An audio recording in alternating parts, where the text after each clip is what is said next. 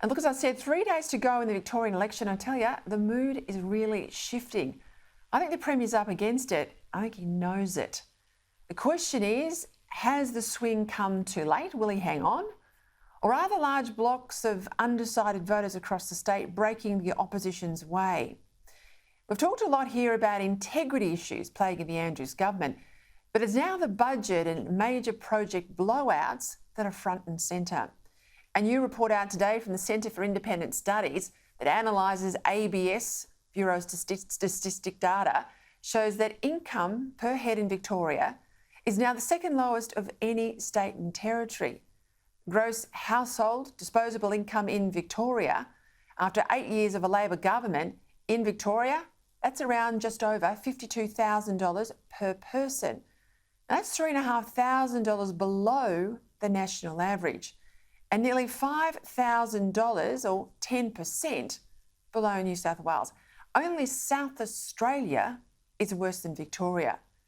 Leading economist Stephen Anthony, a former federal Treasury official, on the front page of today's Financial Review, is quoted as saying, "It's very clear," says Anthony, "that this Premier has destroyed living standards and has been fiscally profligate.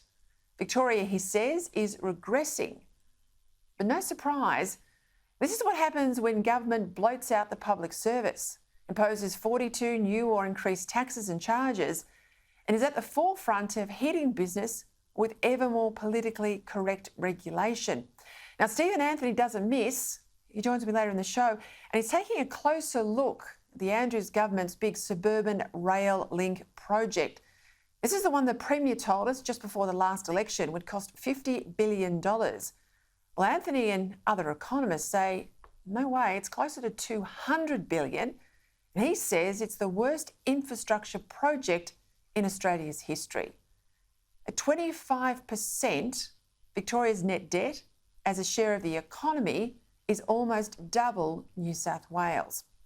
But are Victorians noticing they're getting poorer? They're getting bossed around by a government with little or no integrity?